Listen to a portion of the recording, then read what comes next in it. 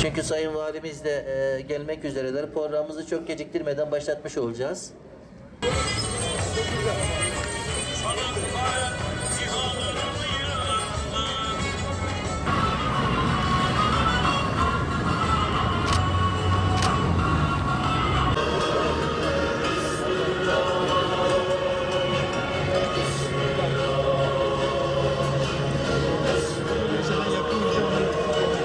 İnsani yardım tırlarını uğurlama programına hoş geldiniz.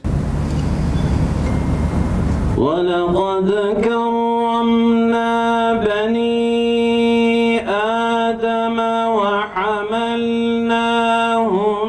فِي الْبَرِّ وَالْبَحْرِ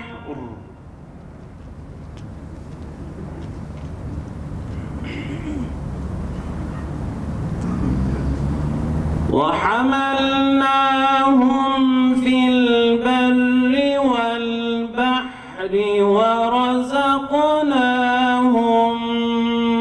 مِنَ الطَّيِّبَاتِ.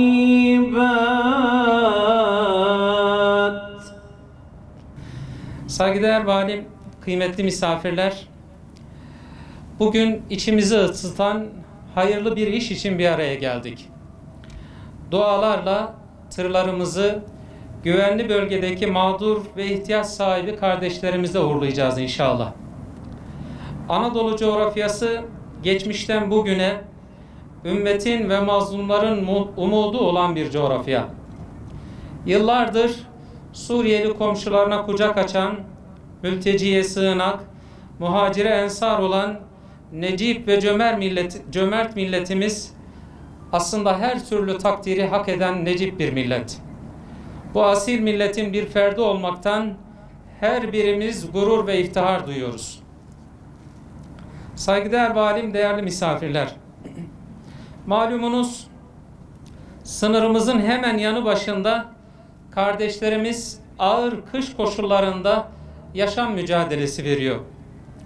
İç çatışmalar nedeniyle yoğun bir göç alan ve sağlıklı barınak imkanı bulamayan kardeşlerimiz zor şartlar altında hayata tutunmaya çalışıyor. Bölgede faaliyetlerini sürdüren Necip milletimizin iyilik eli Türkiye Diyanet Vakfımız ve diğer sivil toplum kuruluşları ve milletimizi temsil eden bütün kuruluşlar bu acil durum nedeniyle çalışmalarını yoğunlaştırmış, imkanlarını seferber ederek o kardeşlerimize destek olmaya çalışmıştır.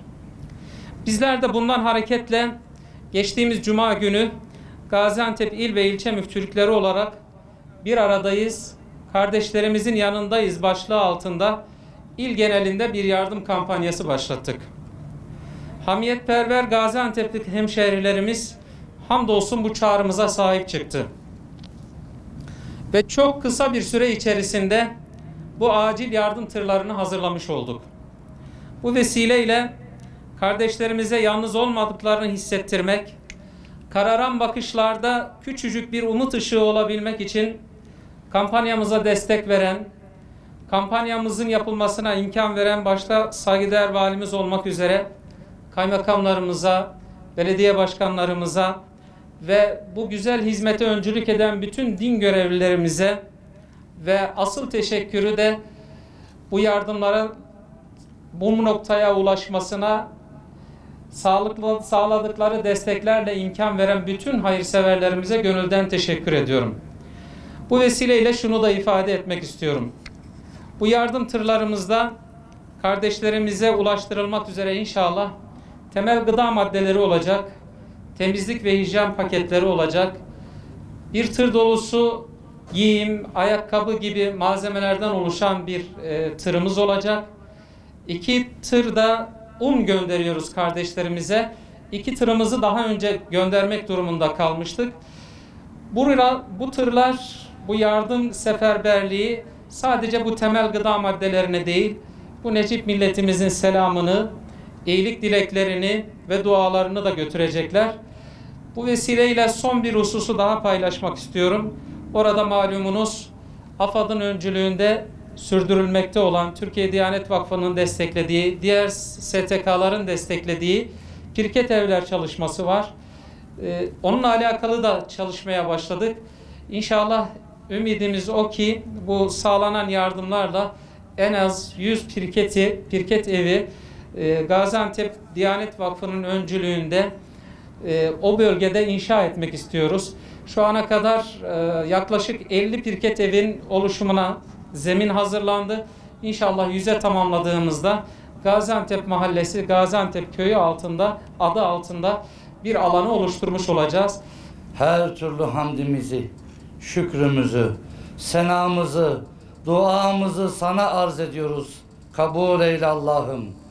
Ya Rabbi, 2011 yılında başlayan ve yüzyılın en büyük insanlık dramlarından birinin yaşandığı Suriye'de siyasi kriz ve savaşın mağdur ettiği Suriyeli kardeşlerimizin, Gazi şehrimizin gazi evlatlarının, hayırsever evlatlarının bu kampanyayla birlikte yapmış oldukları hayırların kabul eyle Allah'ım.